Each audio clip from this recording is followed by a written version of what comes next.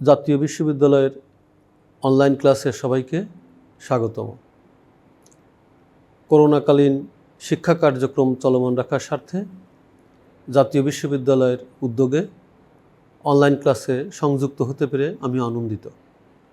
সবাইকে স্বাস্থ্যবিধি মেনে চলার আহ্বান জানাচ্ছি। প্রিয় শিক্ষার্থী, ক্লাস শুরুর আগে আমি আমার পরিচয় উপস্থাপন করছি। আমি আব্দুল মজিদ, সহযোগী অধ্যাপক বাংলা, সরকারি এডওয়ার্ড কলেজ, পাবনা। তোমাদের সামনে আজকের যে ক্লাস, এই ক্লাসের আলোচ্য বিষয় হলো চর্যাপদের বিধৃত ধর্ম সাধনতত্ত্বের পরিচয়। তোমরা জানো চর্যাপদ বাংলা সাহিত্যের প্রাচীন ও আদি নিদর্শন। এই চর্যাপদের মধ্যে আমাদের সামাজিক জীবনের যে ধর্ম, কৃষ্টি কালচার এবং সাধন ভোজনের যে কথা, এই কথা কতটা গুরুতাত্ত্বিক এবং আধ্যাত্মিক অনুপ্রেরণার জন্য জীবনের বিচিত্র কর্মপ্রণালীর কথা আলোচনার মধ্যে উঠে আসবে। আমরা এই আলোচনায় যে শিক্ষণ ফল আসবে সেটি আমাদের স্লাইডে একটু দেখে নিই। প্রিয় শিক্ষার্থী, আমরা দেখছি শিক্ষণ ফলে কিছু বিষয় আমি তোমাদের সাথে একটু পাঠ করে নেই। বুদ্ধদেবের ধর্ম সম্পর্কে জানতে পারব, নবজীবনের সন্ধান ও তত্ত্বোপলব্ধি সম্পর্কে ব্যাখ্যা করা যাবে, সহজিয়া বৌদ্ধমতের বিচিত্র কর্মসাধনার ধারা অনুধাবন করা যাবে, নির্বাণ বা মুক্তি লাভের উপায় সম্পর্কে ধারণা পাওয়া যাবে, চর্যার সমাজ দর্শন সম্পর্কে অবহিত হওয়া যাবে। বেশ কিছু বিষয় এখানে উঠে এসছে। তার মধ্যে আমরা বুদ্ধদেবের যে ধর্ম, সে ধর্ম সম্পর্কে জানতে পারব, আমাদের সে নবজীবনের তত্ত্ব বা তথ্য কিভাবে জীবনের জন্য সন্ধান করছি তার ব্যাখ্যা করতে পারব। বৌদ্ধ ধর্মমতে যে সহজিয়া মত আছে, সেই সহজিয়া মতের কর্মসাধনার ধারা অনুধাবন করতে পারব। মুক্তি বা নির্বাণ লাভের বিভিন্ন ধারণা সম্পর্কে অনুধাবন করতে পারব। একই সাথে চর্যার যে সমাজ দর্শন, সেই দর্শনের বিচিত্র কর্মপ্রণালী এবং রীতিমার্গ সম্পর্কে জানতে পারব। এটি ছিল আমাদের শিক্ষণ ফল। প্রিয় শিক্ষার্থী, আমরা আমাদের আলোচনায় যাব এবং আলোচনায় চর্যাপদের যে সমাজ দর্শন, সে দর্শনটা একটু দেখে নিই। আমাদের স্লাইডে আমরা সমাজ দর্শন সম্পর্কে কিছু তথ্য তুলে নিয়ে এসেছি এবং সেখানে আমরা একটু দেখি কি বলার চেষ্টা করেছি। যে কোনো দেশের বা রাষ্ট্রের সমাজ দর্শনে নিরূপণ করে দেয় সেই দেশের শিল্প সাহিত্যের স্বরূপ বা প্রকৃতি। অর্থাৎ সমাজ দর্শন নিরীক্ষণ করেই একটা দেশের সমস্ত চিত্র, কৃষ্টি কালচার, ভাব, সাহিত্য, জীবন প্রণালী, ভাব দর্শন সব কিছুই সমাজ দর্শনের মধ্যে পরতে পরতে ছড়িয়ে থাকে। একজন সার্থক শিল্পী তার নিজের দিব্যত্তা দিয়ে নিপুণতার সাথে সে বিষয়গুলো অনুধাবন করেন এবং তারই ভিত্তিতে সে সমাজ দর্শনের কাঠামো এবং রূপায়ণ করে তার মধ্যে তার জীবন দর্শন তুলে ধরেন। আমরা তারই রীতিমার্গে বা ভাব দর্শন দেখি চর্যার যে সমাজ দর্শন, সেখানে কি কি বলার চেষ্টা করেছি। আমরা বলার চেষ্টা করেছি বাঙালি জীবনের প্রাচীন সাহিত্যিক নিদর্শন চর্যাপদ, সাধারণ মানুষের বিশ্বাস, সংস্কার, রীতি, জীবন জীবিকার চিত্র, সামন্ত শ্রেণীর অনন্য অভিজাত জীবন কাঠামো, একান্ন যৌথ পরিবার প্রথা, নারী পুরুষের যৌথ জীবিকায়ন পদ্ধতি, প্রকৃতি ও পরিবেশ, বন নদী পাহাড় বেষ্টিত জীবন, নৃত্যগীত, নাট্যকলা ও গান বাজনার উৎকর্ষের বিচিত্র রূপ লক্ষণীয়। আমরা স্লাইডে যে বিষয়গুলো লক্ষ্য করছি সেই বিষয়গুলো আবার একটু রিপিট করব। যে আমাদের যে সমাজ দর্শন, সেই সমাজ দর্শনে আমরা লক্ষ্য করছি চর্যাপদ আমাদের প্রাচীন সাহিত্যিক নিদর্শন। বাঙালি জীবনের সাহিত্যের যে যাত্রাপথ, সেই যাত্রাপথের প্রথম স্মারক হিসেবে সে চর্যাপদের সত্যকে নিরীক্ষণ করা হয়েছে এবং চর্যাপদের ভাব দর্শনকে আমরা আমাদের জীবন পাথ্য হিসেবে, আদি সাহিত্যিক হিসেবে নির্ধারণ করে নিয়েছি। তারপর আমরা চর্যাপদের সাধারণ মানুষের যে জীবন বিশ্বাস বা সংস্কার বা রীতিনীতি, সেখানে বিপুল এবং বিচিত্র সমবিহারে উঠে এসছে।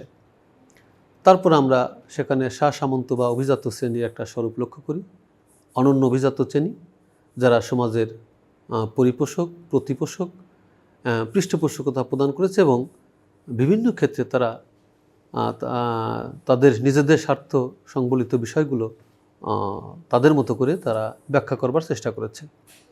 তারপর আমরা লক্ষ্য করেছি যে পরিবার প্রথা, সেখানে একান্ন এবং যৌথ উভয় পরিবার প্রথাই বিদ্যমান ছিল।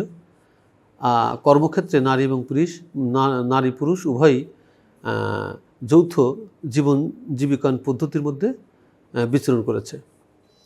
তারপর সেখানকার জীবন কাঠামোতে আমরা লক্ষ্য করছি প্রকৃতি, পাহাড়, নদী, বন বেষ্টিত একটি জীবন, যে জীবনের মধ্যে আমাদের সমাজের বিচিত্র রূপ, বিচিত্র ভাব ব্যঞ্জনা উঠে এসছে।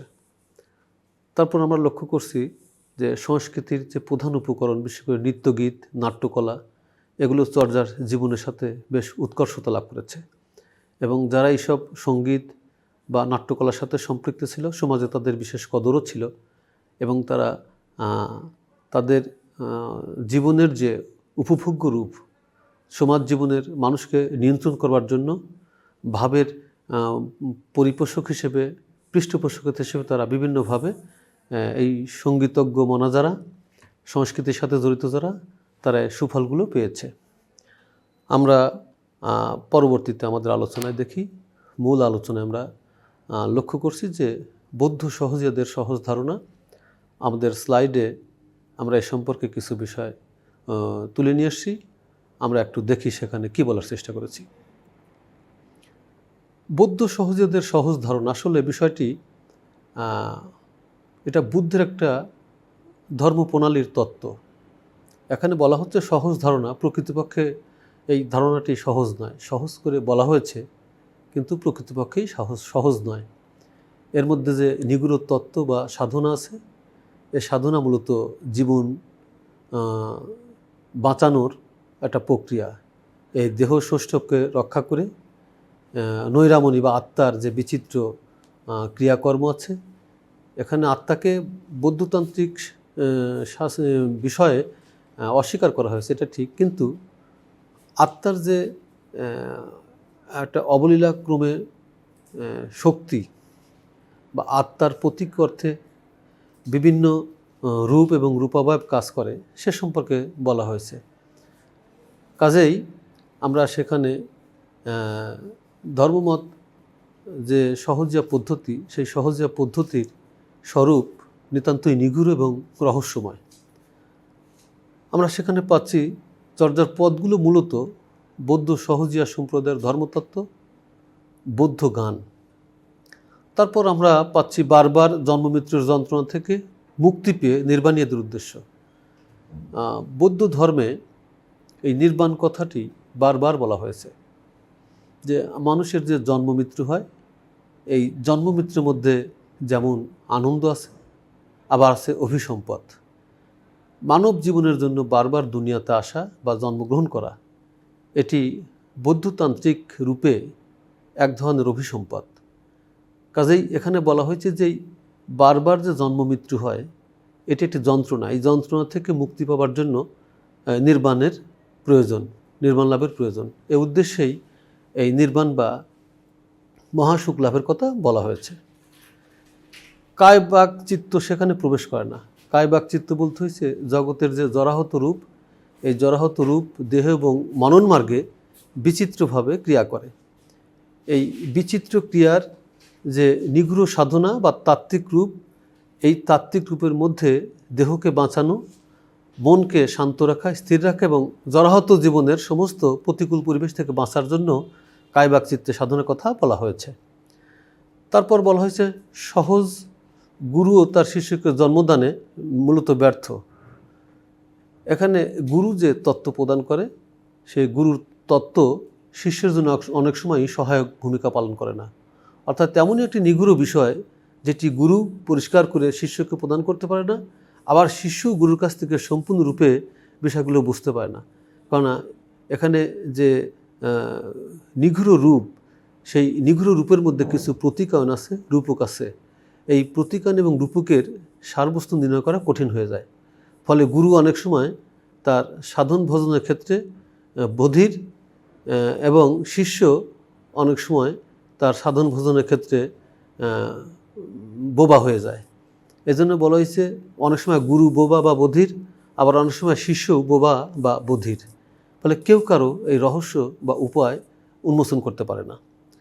এ সম্পর্কে চর্যার একটি পদে বলা হয়েছে, ভন কইছে সহজ বলবা যাই, কাওয়াক বাকচিও জসুনো সমাই। অর্থাৎ গুরু এমন কিছু কথা বলে যেটা সাধারণ বিষয়ের মধ্যে প্রবেশ করে না। এ নিয়ে শিষ্য তার কায়বাক চিত্তে আস্তে আস্তে ভাবান্বিত হয়ে ওঠে।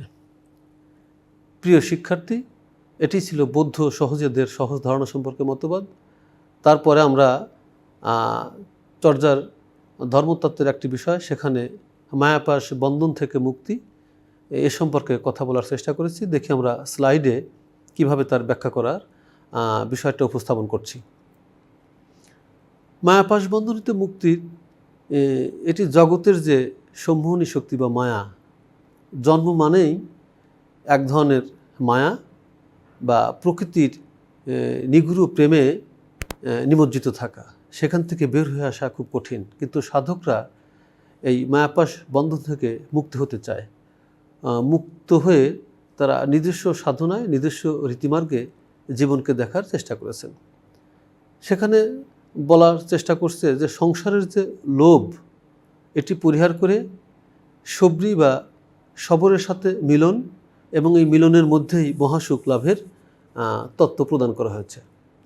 এখানে সবরি এবং সবর স্ত্রী এবং পুরুষবাচক দুটি শব্দ। এখানে এটি জীবাত্মা এবং পরমাত্মার স্মারক হিসেবেও যদি আমরা অনুমান করি বা কল্পনা করি বা প্রতিকান করি, তাহলে সেখানে দেখব যে পরস্পর নারী এবং পুরুষের যে শক্তি, এই শক্তির যে মিলন, এই মিলনের মধ্য দিয়েই মহাসুখের একটা তাড়িত ভাবনাকে কল্পনায় ভাবে রূপায়ণ করা হয়েছে। তারপর আমরা লক্ষ্য করছি করুণারূপী শক্তি সবরি বা নৈরামণির সাথে মিলিত হওয়ার মধ্য দিয়েই মহাসুখ বা নির্বাণ লাভ সম্ভব। অর্থাৎ করুণারূপী সবরি, চণ্ডালী, যোগী, ডম্বী বিভিন্ন নারীবাচক শব্দে এই বিষয়গুলোকে বিভূষিত করা হয়েছে। এখানে স্বর্গসুখের কথা বলা হয়েছে বা মহাসুখের কথা বলা হয়েছে। কামনার যে ঘাট বা কামিনীর যে ঘাট, এই ঘাটে এই নিজের দেহকে বাঁচানোর যে প্রক্রিয়া, এই প্রক্রিয়াতে সফল হতে পারলেই এই সুখ স্বর্গ লাভ করা সম্ভব। এটি মূলত বলা হয়েছে।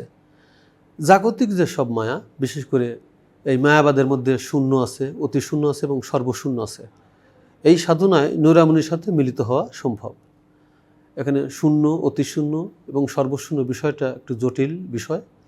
অর্থাৎ মানুষের যে ভাবনা বা মানুষের যে বেঁচে থাকার অনুপ্রেরণা, সেই অনুপ্রেরণার কাছে গিয়ে যখন মানুষ আশ্রয় নেয়, সেখানে কোনো কিছু থাকে না। এই আশ্রয়ের ভিতর দিয়ে সে মুক্তি লাভ করে, তখন সমস্ত ভেদাভেদ ঘুচে যায়, মুছে যায় সমস্ত গ্লানি, সেটি অতি শূন্য।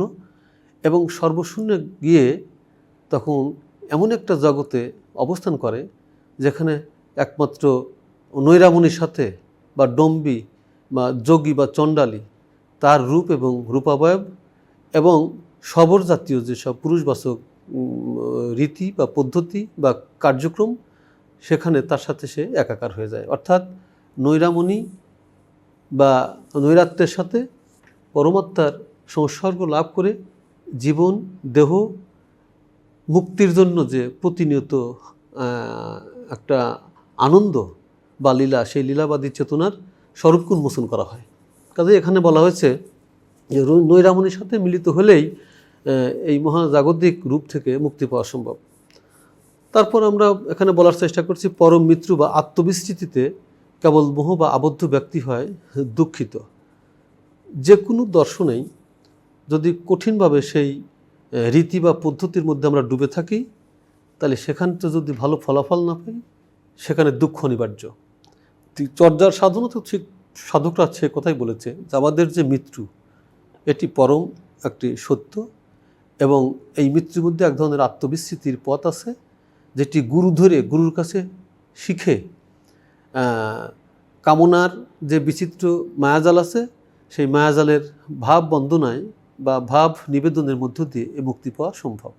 যারা এই মায়াপাশ বা ভাব বন্দনা থেকে মুক্তি পেতে পারে না বা মুক্ত হতে পারে না, তারা প্রতিনিয়ত দুঃখের মধ্যে অবস্থান করে। অর্থাৎ একটা পরম সত্যকে আশ্রয় করে যখন মানুষ ক্রমাগত ব্যর্থ হয় এবং সেই ব্যর্থর যে সুপরিসর পথ, সেটি দুঃখবাদী চেতনার মন্ত্র হিসেবে কাজ করে।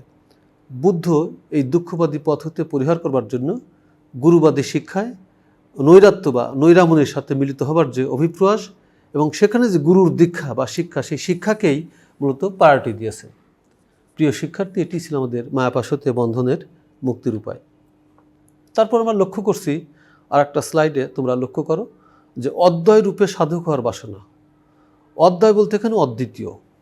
অদ্বিতীয় মানে একেশ্বরবাদী একটা ধারণা, কিন্তু সেই ধারণাটা খুবই নির্মম এবং নির্বস্তু। বস্তুর সাথে শক্তির আরাধনা চলে, বিষয়ের সাথে তার চৈতন্য ফিরে আসে। কিন্তু অদ্বয় রূপে যখন সাধক নিজেকে আবির্ভাব করেন, তখন সে একটা বস্তুর তান্ত্রিক ওয়েতে, যোগতান্ত্রিক উপায়ে তার স্বরূপ অনুসন্ধান করার চেষ্টা করেছেন এবং সেখানে একমাত্র সেই ক্রিয়া করবে, সেই অবস্থান করবে। এই অবস্থানের যে প্রতীক, সেই প্রতীক হিসেবে এখানে নারী বা কামিনীকে বিভিন্ন উপলক্ষে নিয়ে আসা হয়েছে। সেই আমরা লক্ষ্য করছি যে কামিনীর ঘাটে সবাই অন্ধ। এই দর্শনের মধ্যে বলা হচ্ছে যে মানুষ যে কামনার জগৎ অবস্থান করে, সেখানে সবাই অন্ধ। চর্যার কবিরা অজ্ঞান কামুক, কিন্তু জ্ঞানে তারা ধাবিত হচ্ছেন। যে কোনো মানুষই তার যে রিপুর তাড়না থাকে, বাসনা থাকে, সেখানে সে অন্ধ। কামের ক্ষেত্রে মানুষ স্বার্থপর এবং নির্মম বা নিষ্ঠুর। চর্যার সাধকরা এখানে সতর্ক হয়েছেন, তারা বলেছেন এখানে সাবধান হও, জ্ঞান দ্বারা তাড়িত হও। চর্যার সাধকদের আরেকটি বিষয় ছিল সেখানে নিজ জাতীয় যে স্ত্রীর সাথে তাদের সাধনারত। অভিজাত শ্রেণী তারা ধর্মকে খুব একটা প্রশ্রয় নেয়নি বা দেয়নি, কিন্তু নিম্ন শ্রেণীর মানুষের মধ্যে ধর্মের যে তাড়না বা অনুপ্রেরণা, এটি সবসময় ক্রিয়াশীল। বর্তমান বিশ্ব এটি লক্ষণীয়।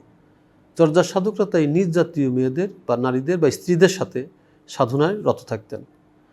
দেহরূপ বজ্র নৌকা চড়ে নারী যৌনাঙ্গ পার হয়ে কবি সাধকে ওঠার চেষ্টা করেছেন। এই যে দেহ, এই দেহকে বাঁচাতে পারলেই এই ভব যন্ত্রণা থেকে বেঁচে থাকা সম্ভব। দেহ বাঁচানোর কথা বলতে এখানে শুক্রাণুকে নিয়ন্ত্রণের কথা বলা হয়েছে, যে কামিনীর ঘাটে পুরুষ খেলা করবে বা কামিনীর ঘাটে গমন করবে, কিন্তু তার দেহকে সে বাঁচায় রাখবে, কখনোই যেন তার বীর্যের মধ্যে যে শুক্রাণু থাকে, শুক্রাণুর পতন না ঘটে। এটি হচ্ছে বুদ্ধের দেহকে নির্বাণ লাভের উপায়। সাধনার ক্ষেত্রে জীবিত মৃতে কোনো ভেদাভেদ পরিলক্ষিত হয় না। যে সাধন মার্গে যখন লিপ্ত হয়, তখন জ্যান্ত মানুষ মৃত হয়ে যায়, আবার মৃত মানুষও তাজা হতে পারে।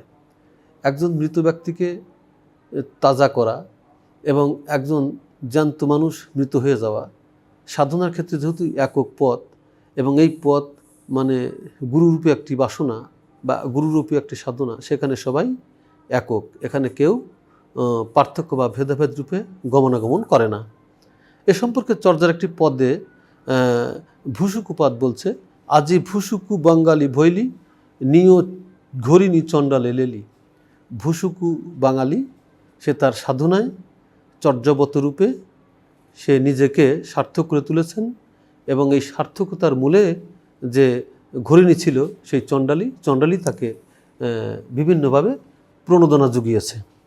এটি ছিল অদ্বয়রূপে সাধক হওয়ার বাসনা। তারপর আমরা চর্যার যে ধর্মমত বা সাধন তত্ত্বের কথা পাচ্ছি, সেখানে বলা হচ্ছে রজবীর্য সম্পর্কে একটা ধারণা দেওয়ার চিন্তা করা হয়েছে এবং রজবীর্য সম্পর্কে সচেতনতা মূলক কিছু পদ উপস্থাপন করা হয়েছে। রজবীর্য বলতে এখানে মানব জীবনের যে কাম এবং প্রেম, এই প্রেমের যে গতিপথ বা কামের যে গতিপথ, এই গতিপথের ভিতরে যে বিভিন্ন উপকরণ কাজ করে, বিভিন্ন আরাধনা কাজ করে, এটি মূলত প্রবাহমান। যে কোনো কামনাই প্রবাহমান। এটিকে নিয়ন্ত্রণের যে ওয়ে বা উপায়, এই উপায়কেই রজবীর্যের সম্পর্কে একটা সুস্পষ্ট ধারণা তুলে দেওয়ার চেষ্টা করা হয়েছে।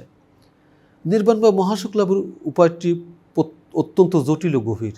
এই যে মহাসুখ, এই মহাসুখের স্বরূপ অত্যন্ত জটিল। তার কারণ এখানে শূন্য, অতিশূন্য এবং সর্বশূন্য এই সাধনায় পৌঁছাতে গেলে মানে গভীর সাধনা এবং গভীর আরাধনার দরকার। আর এই আরাধনাকে ফলপ্রসূ করতে পারে একজন তত্ত্ব বা সারবস্তু জানা মানুষ, বিশেষ করে গুরুরূপী মানুষ। গুরুর সান্নিধ্যে গিয়ে এই জীবন বাঁচানো সম্ভব। ভাবের যে বৈতরণী আছে এটিকে বৈকুণ্ঠের তীরে নিয়ে যাওয়ার জন্য যে কায় মনোবাক্যের সাধনায় নিয়ে যেতে পারে একমাত্র গুরু। কাজে একজন গুরুর উপায় বা গুরুর রূপ বা গুরুর সাধনার সাথে নিজেকে একীভূত হতে হবে। সাধারণ যে মানুষ জগৎ সংসারে আবদ্ধ, ফলে এই আবদ্ধ মানুষ দেহ সম্পর্কে, মন সম্পর্কে সচেতন নয়। তারা প্রতিনিয়ত কামের ঘাটে গিয়ে এই রজবীর্য ক্ষয় করে। যে দেহ রজবীর্যে ক্ষয় হয় সে দেহ নিজেকে নিয়ন্ত্রণ করতে পারে না, ভাবের মধ্যে সমজদারিত্ব প্রদান করতে পারে না, ফলে সে জগতের তত্ত্ব থেকে, আনন্দ থেকে বিচ্যুত হয়। তারপরে বলা হয়েছে যে বিশেষ করে কামলোভী দেহ সবসময় ক্ষয়ের দিকে ধাবিত হয়। এখানে সারবস্তু থাকে না। এই সারবস্তু যার মধ্যে নেই সে গভীর তত্ত্বকথা বোঝে না। চর্যার কবি বলছে, এই যে দেহকে বাঁচানোর প্রবাহমান রেখে তার বিভিন্ন গতিপথ চেনা জানা এবং ভজনার মাধ্যমে গুরু সম্মুখ রূপে সেই সাধনায় নিজেকে সার্থক করে তোলার যে উপায়, এই উপায় কঠিন এবং জটিল। তাই ঢেন্ডুনপাদ তার একটা পদে বলছে, নীতি নীতি শিয়ালা সিহে সম জুঝই ঢেন্ডুন পায়ের গীত বিরলে বুঝই। এই যে ঢেন্ডুনপদ যে প্রতিনিয়তই আমাদেরকে সতর্ক করছে জীবন, যৌবন, দেহ, আত্মা, মন ইত্যকার বিষয়ে, এই বিষয়গুলোর যে ভাবার্থ বা মর্মার্থ খুবই জটিল এবং খুব কম লোকই এগুলো বুঝতে পারে। এটি ছিল আমাদের রজবীর্য সম্পর্কে ধারণা। তারপর আমরা ধর্মতে একটা বিষয় পাচ্ছি, সেটি কাম সাধনার কঠিন পথ মোকাবেলা। এই যে কাম সাধনা, যে জন্ম এবং মৃত্যুর মধ্যে মানুষের কামের বিষয়টি প্রতিনিয়তই ক্রিয়াশীল। জন্ম থেকে মৃত্যু পর্যন্ত মানুষ এই কামের ঘাটে অবস্থান করে এবং এখানে মানুষ যারা জয়ী হতে পারে তারা নিজেকে সার্থক এবং সুপুরুষ বা পরম তত্ত্বর অধিকারী বলে মনে করা হয়। আর এখানে যারা জয়ী হতে পারে না, বিশেষ করে তাদের জীবন যৌবন ভেঙে যায়, ঈশ্বরের প্রতি প্রেম বা ধর্মের প্রতি অনুরক্ত থাকে না, ফলে জীবনের যে মোহ বা আনন্দ বা লীলাচরী সঙ্গী আস্তে আস্তে আস্তে তার কাছ থেকে দূরে চলে যায়। ফলে এখানে এই যে কামের পথ, এই পথটাই জীবনের শাশ্বত পথ। এই পথকে মোকাবেলা করার জন্য যে কিছু বিষয়, সেই বিষয়টা আমরা আমাদের স্লাইড একটু দেখে নিই। সেখানে কিভাবে আমরা বলার চেষ্টা করেছি। প্রিয় শিক্ষার্থী, তোমরা লক্ষ্য করো, কিছু বিষয় এখানে উপস্থাপন করা হয়েছে, আমি তোমাদের সাথে একটু পাঠ করে নিই। কাম সাধনার পথ দুর্গম, শ্বাস প্রশ্বাস নিয়ন্ত্রণের মাধ্যমে পথ পাড়ি দিতে হয়। পঞ্চেন্দ্রিয় গুরু নির্দেশিত উপায়ে নিয়ন্ত্রণে রাখতে হয়। দেহরূপ বৃক্ষ বাঁচানো খুব কঠিন, কেননা জীবনরূপ তেঁতুল কাম প্রবৃত্তির কুম্ভীরে খেয়ে যায়। শ্বাস প্রশ্বাস অনিয়ন্ত্রিত থাকলে অন্ধকার চিত্ত কামকালিতে মত্ত হয়।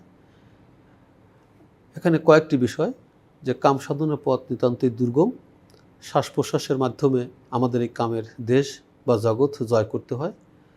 পঞ্চেন্দ্রিয় আছে আমাদের, চক্ষু, কর্ণ, নাসিকা, ত্বক, জিহ্বা, এর সাথে যে তন্ত্র বা শিক্ষা, এই শিক্ষাকে উপায়ন্তর করে এর পথ থেকে আমাদেরকে রক্ষা করতে হয় এবং নিয়ন্ত্রণে রাখতে হয়। দেহরূপটা আমাদের জীবন বৃক্ষের সাথে কম্পেয়ার করা হয়েছে। আর এই জীবন রূপের যে তেঁতুল কাম প্রবৃত্তির কুম্ভীরে খেয়ে যাচ্ছে, অর্থাৎ কামের ঘাটে যে বিচিত্র প্রতিকূল প্রাণীর কথা বলা হয়েছে, প্রতিকায়ন করা হয়েছে, যে নারীর কামের ঘাটে বাঘ, ভাল্লুক, সর্প, কুণ্ডলিনী রূপে অবস্থান করছে। সেখানে পুরুষ যখন নামে, পুরুষ অন্ধ, তারা বুঝতে পারে না, ফলে তারা জীবন বিসর্জন দিয়ে সেই ঘাট থেকে চলে আসে। এ সম্পর্কে গুরুবাদী শিক্ষায় বা একজন গুরুর কাছে বা একজন সার্থক পুরুষের কাছে গিয়ে শ্বাস প্রশ্বাস নিয়ন্ত্রণের শক্তি বা আরাধনার মাধ্যমে জানতে পারলে, বুঝতে পারলে রক্ষা পাওয়া সম্ভব। কুক্কুরিপাত তার একটি চর্যা বলেছেন, দুলি দুহি পীড়া ধরন্য যায়, রুখের তেন্তুলি কুমহেরে খায়। অর্থাৎ কচ্ছপের দুগ্ধ ভাণ্ডে রাখা যায় না, আর আমাদের দেহরূপের যে বৃক্ষ, এই বৃক্ষের যে তেঁতুল, সেই তেঁতুল কুম্ভীরে খেয়ে যাচ্ছে। এটা প্রতিকায়ন করে একটা রূপকের ভিতর দিয়ে আমাদের দেহ এবং আত্মাকে বাঁচানোর কথা বলা হয়েছে।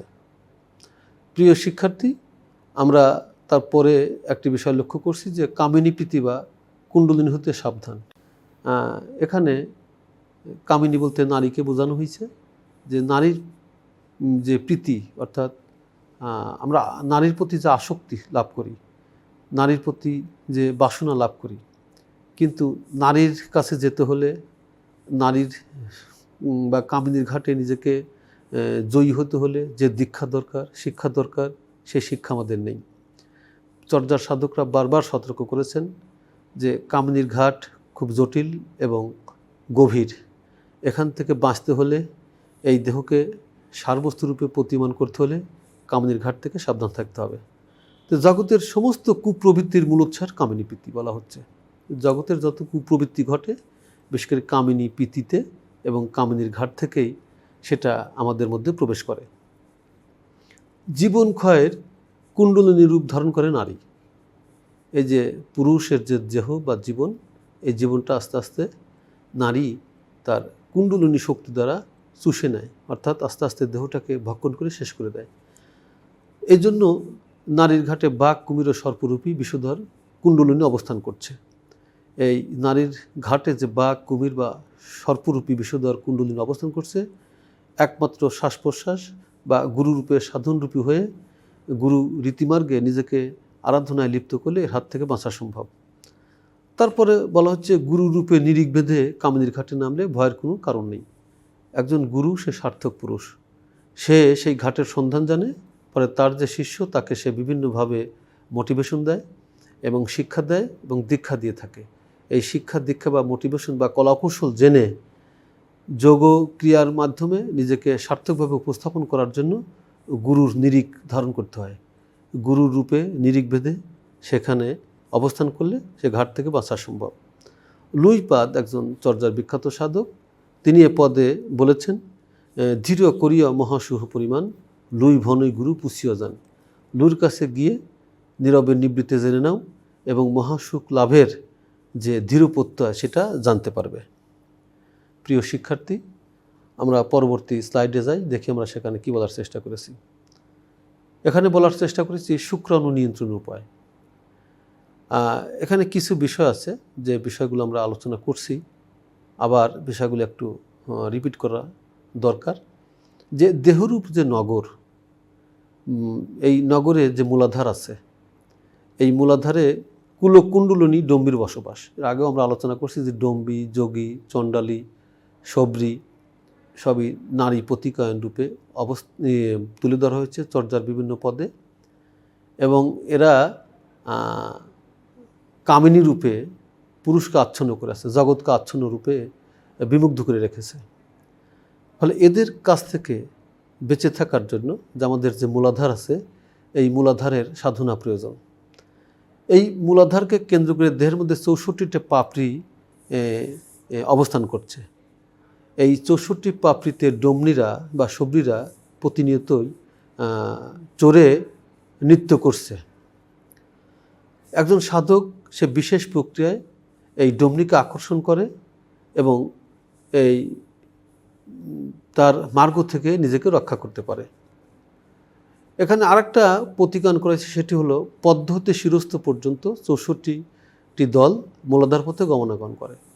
আমাদের এই দেহে পদ্মতে পা থেকে মাথা পর্যন্ত 64টি মার্গ আছে।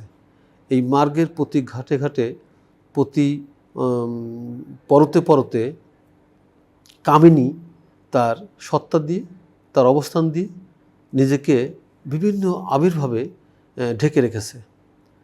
ফলে এই 64 দলের খবর বা তত্ত্ব জানলেই কামিনীকে নিজ দেহ থেকে বা নিজ দেহের অবস্থান থেকে দূরে রাখা সম্ভব। তারপর আমরা লক্ষ্য করছি যে মূলাধার পথে সাধকের ঊর্ধ্বশ্বাসে শুক্রাণু নিয়ন্ত্রণ করে এবং দেহভাণ্ডকে রক্ষা করে। আর এই কামিনীর ঘাট থেকে রক্ষা করবার জন্য কামিনীর এই দুর্গম পথ থেকে নিজেকে প্রতিষ্ঠিত করতে হলে আমাদের যে বীর্যের মধ্যে শুক্রাণু আছে, অর্থাৎ যখন আমরা নারী এবং পুরুষ মিলিত হই, মিলিত হবার পর আমাদের যে বীর্যের স্বরূপ তৈরি হয়, বীর্যের শক্তি তৈরি হয় চলৎ গতিতে, ওর মধ্যে শুক্রাণু কাজ করে। এই শুক্রাণু বিশেষ করে মূলাধার থেকে ঊর্ধ্বায়ন করে, অর্থাৎ মণিমগজে জ্যোতিমতি রক্ষা করবার যে উপায় বা কৌশল জানলেই এই শুক্রাণু রক্ষা করা যায়, এবং শুক্রাণু রক্ষা করতে পারলেই দেহভাণ্ডার সমৃদ্ধ হয় এবং সেটি রক্ষা করা সম্ভব। এই সম্পর্কে আমরা গুগুরি পাদানাম তার একটা পদে তিনি পরিষ্কার ব্যাখ্যা দেওয়ার চেষ্টা করেছেন। এটা রূপক অর্থে তিনি বলার চেষ্টা করেছেন এভাবে: ভনই গুগুরি আমহে কুন্দুরে বীরা, নর ও নারী মাঝে উভিল চিরা। কুন্দুরে বীরা বলা হচ্ছে এখানে যে বীর বেশে পুরুষ যখন আগমন করে নারীর ঘাটে, আর মাঝে উভিল চিরা তখন ঊর্ধ্বায়ন প্রক্রিয়ায় আমাদের যে লিঙ্গ আছে বা জননাঙ্গ আছে, এটি ঊর্ধ্বায়ন প্রক্রিয়ায় তার ভিতর যে শুক্র আছে, এটি বিশেষ করে জ্যোতিমতি রক্ষার যে কৌশল, সেটি ঊর্ধ্বায়ন প্রক্রিয়ায় মগজে অবস্থান করলেই আর কামিনী সেখানে অবস্থান করতে পারে না। আস্তে আস্তে কামিনী বা নারী দুর্বল হয়ে যায়। দুর্বল হয়ে গেলেই সে আর তার কুণ্ডলী শক্তি দিয়ে পুরুষকে ক্ষয় করতে পারে না।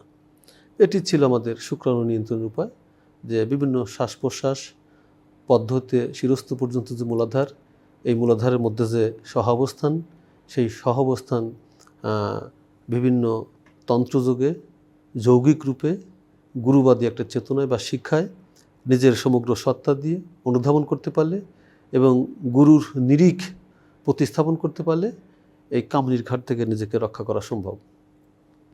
গুরু বস্তু সার। গুরু শব্দটি চর্যার সাধকরা একটা আলোকিত সত্যে বোঝানোর চেষ্টা করেছেন যে গু হচ্ছে অন্ধকার, রু হচ্ছে আলো।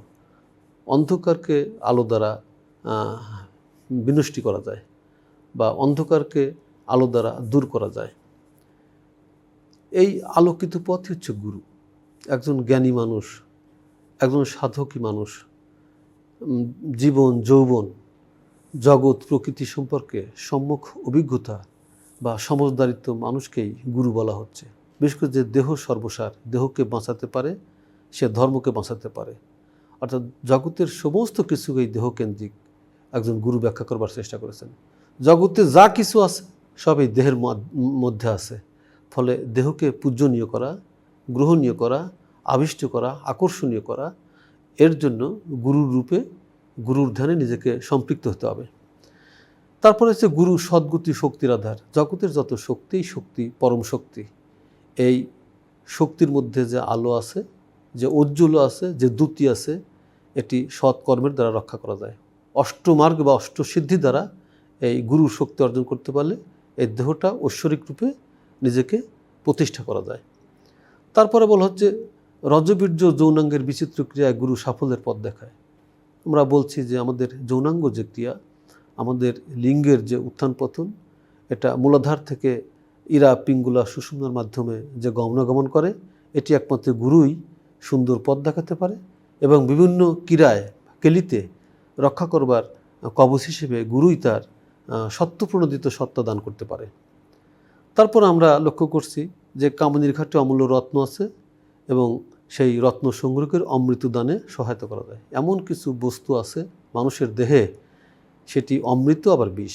বিশেষ করে নারী দেহের মধ্যে যে অমৃত আছে, এটি সময়, স্থান, যৌগ বা গুরুকর্ম, শ্বাস প্রশ্বাসের মাধ্যমে, শুক্রাণু নিয়ন্ত্রণের মাধ্যমে গুরুর কাছে তালিম নিয়ে নামলে সেখান থেকে অমৃত লাভ করা সম্ভব। তারপরে বলা হচ্ছে যে এই গুরুবস্তু সাধনায় সর্বাকাঙ্ক্ষা পরিতৃপ্ত হয়। এখানে বলা হচ্ছে যে জগতের সমস্ত সাধনার শক্তি হচ্ছে এই নারী এবং পুরুষের সঙ্গম প্রক্রিয়া। সঙ্গম প্রক্রিয়ায় যারা সার্থক, তারা জগতের সমস্ত আনন্দ এবং পরিতৃপ্তিকে জীবনের উপভোগ্য করে তোলেন। এর সম্পর্কে চাটিল্য পাদা নামে একটি পদে বলছে যে জুই তুমহে লোহে হইব পারগামী, পুচুহ চাটিল অনুত্তর স্বামী। চাটিল অনুত্তরের কাছ থেকে গিয়ে, অর্থাৎ চাটিলপাদ বলছে যে যারা এই ঘাটের সার্থক তারা পারগামী হয়। এই পুসুহু চাটিল অনুত্তর স্বামী এই চাটিলপাদের মতো দক্ষ মানুষদের কাছে গিয়ে বিষয়টি জেনে নিতে হবে। তার পরবর্তীতে আমরা লক্ষ্য করছি, প্রিয় শিক্ষার্থী, একটা স্লাইডে তোমরা লক্ষ্য করো, মহাসুখ বা নির্বাণ লাভের উপায় আমি আলোচনা করছি যে আমাদের অষ্টসিদ্ধির লাভের জন্য ইরা, পিঙ্গল বা সুষুম্না, রেচক, পূরক, কুম্ভক এই 3 নারীর সাধনা প্রয়োজন। ইরা বাম পাশ দিয়ে নারীর সাথে অবস্থান করে, পিঙ্গলা ডান পাশ দিয়ে অবস্থান করে, আর সুষুম্না ঠিক মাঝখানের নারীর মধ্যে দিয়ে গমনাগমন করে। তারপর আমরা পঞ্চশীলের কথা বলছি। এই পঞ্চশীলের চর্চা করলে বা সাধনায় মগ্ন হলে আমাদের এই দেহ, জীবন, যৌবন রক্ষা করা সম্ভব, জগতের সমস্ত জরাহত রূপ থেকে মুক্তি পাওয়া সম্ভব। বিশেষ করে বলা হচ্ছে প্রাণী হত্যা, চুরি, অব্রহ্মচর্য, মিথ্যাচার, সুরাপান, এই 5টি বিষয়কে পঞ্চশীলা বলা হয়েছে। বা এই পঞ্চশীলের সাধনায় মত থাকলে জগতের জরাহত রূপ থেকে আমরা মুক্তি পেতে পারি। তারপরে চিত্ত বা মনকে নৌকার একটা প্রতিকায়ন করে বলা হয়েছে যে এই দেহরূপ চিত্তকে বাঁচাতে পারলে বা এই দেহরূপ চিত্তকে সাধনা করে নৌকা বাইলেই জগতের মহাসুখ লাভ করা সম্ভব। অর্থাৎ এই দেহকে জানা, বোঝা এবং দেহের সমজদারিত্ব নিয়ন্ত্রণ করা, এটি যারা করতে পেরেছে তারাই মহাসুখ লাভ করতে পেরেছে। এ সম্পর্কে কৃষ্ণাচার্য একটি পদে বলেছেন, চিয়া কণ্ডহার সুনতুমাঙ্গে চলিলা কান্ন মহাসুখ সঙ্গে। কৃষ্ণাচার্য তার মহাসুখ লাভের জন্য কান্নর কাছে গিয়ে কণ্ডহার সুনত মাঝে এর দীক্ষা নিয়ে নিজেকে গড়ে নিয়েছেন। তারপর এই যে আমাদের আলোচনা, এই আলোচনাকে কতটা ফলপ্রসূ এবং কতটা জীবনধর্মী এ সম্পর্কে অতীন্দ্র মজুমদার একটি মন্তব্য করেছেন। সেখানে বলছে, জীবনের দুঃখের প্রধান কারণ ভ্রান্তি, অবিদ্যা, মোহ। মানুষ ভুল করে, অবিদ্যা অর্থাৎ অশিক্ষায়, অপটুতায়, অচেনায় সে মগ্ন থাকে, আর তার মধ্যে সবসময় যেটি ক্রিয়াশীল সেটি হচ্ছে মোহ।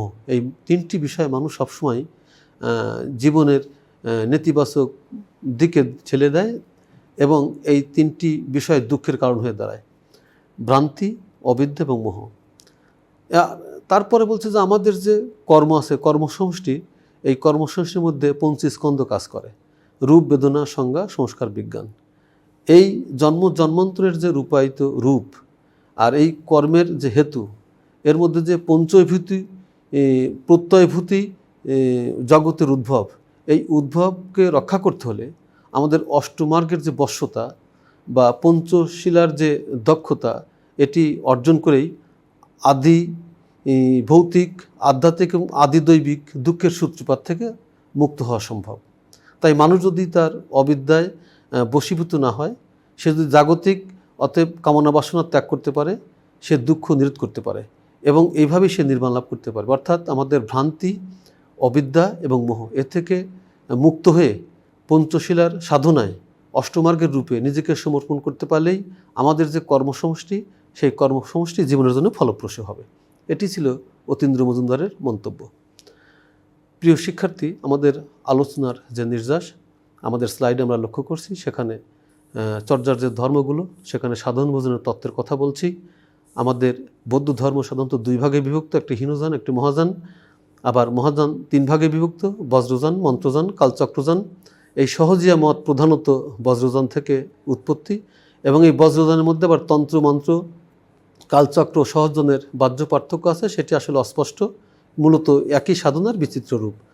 তারপর বৌদ্ধ ধর্মে যে নির্বাণের কথা বলছে, সেই নির্বাণের মধ্যে সাধনা দ্বারা জন্ম রোধ করা যায় এবং এই জন্ম রোধ করতে পারলে জগতের দুঃখ থেকে রেহাই পাওয়া বা নিবৃত্তি পাওয়া সম্ভব। তারপর আমরা চর্যার মধ্যে যে দেহতত্ত্বের কথা বলছি, এই তত্ত্বের মধ্যে শুক্র নিয়ন্ত্রণ সাধনার কথা বলছি। এটি আধুনিক বৈষ্ণব সহজিয়া এবং বৈষ্ণব মত বা বৈষ্ণব বা বাউলরা রীতিমতোভাবে চর্চা করে থাকেন। ফলে চর্যা থেকে বাউল মত পর্যন্ত যে পদ, এই পদগুলো মূলত একই কৌশল, একই তন্ত্র, একই যজ্ঞ, একই রূপে গুরুবাদী চেতনার সাথে নিজের দেহকে রক্ষা করবার উপায়। প্রিয় শিক্ষার্থী, এটাই ছিল মূলত আমাদের আলোচনা। এই আলোচনাকে কেন্দ্র করে আমরা কিছু বিষয় তোমাদের সামনে উপস্থিত করেছি। বিশেষ করে আজকের আলোচনা কতটা ফলপ্রসূ এবং তোমরা কিভাবে গ্রহণ করছো এর প্রেক্ষিতে একটি মূল্যায়ন করবার চেষ্টা করেছি। আমরা মূল্যায়নে দেখি কয়েকটি প্রশ্ন, তোমরা আমাদের সাথে থাকার চেষ্টা করো। চর্যাপদের বিষয়বস্তু কি? উত্তর, বৌদ্ধ ধর্মমতে গুহ সাধন প্রণালীর তত্ত্বকথা। ধন্যবাদ। 2 নম্বর, চর্যাপদকর্তাদের মতে নির্বাণ প্রাপ্তির জন্য কি প্রয়োজন? উত্তর, সহজ পথ অবলম্বন করা। ধন্যবাদ। মানবদেহে 25 স্কন্ধ কী কী? উত্তর, রূপ, বেদনা, সংজ্ঞা, সংস্কার ও বিজ্ঞান। ধন্যবাদ। 4 নম্বর প্রশ্ন, বৌদ্ধমতে পঞ্চশীল বা পঞ্চ তথাগত অর্থ কী? উত্তর, প্রাণী হত্যা, চুরি, অব্রহ্মচর্য, মিথ্যাচার, সুরাপান বর্জন। প্রিয় শিক্ষার্থী, আমাদের এই মূল্যায়নের আঙ্গিকে তোমাদের কিছু অ্যাসাইনমেন্ট আমরা দিয়েছি। আমাদের স্লাইডে লক্ষ্য করো কী কী অ্যাসাইনমেন্ট তোমাদের দিয়েছি। 1 নম্বর, চর্যাপদে প্রাপ্ত বিচিত্র মানুষের জীবন ও সংস্কৃতির পরিচয় দাও। 2 নম্বর, চর্যার পদকর্তা হিসেবে ভূসুক উপায়ের পরিচয় তুলে ধরো। 3 নম্বর, চর্যার ভাষা সান্ধ্য ভাষা আলোচনা করো। 4 নম্বর, চর্যাপদের সাহিত্য মূল্য বিচার করো। এই 4টি অ্যাসাইনমেন্ট তোমরা বাড়িতে তোমাদের বিভিন্ন সহায়ক গ্রন্থ আছে, মূল গ্রন্থ আছে, পাঠ করে বাড়িতে অনুশীলন করবার চেষ্টা করবে।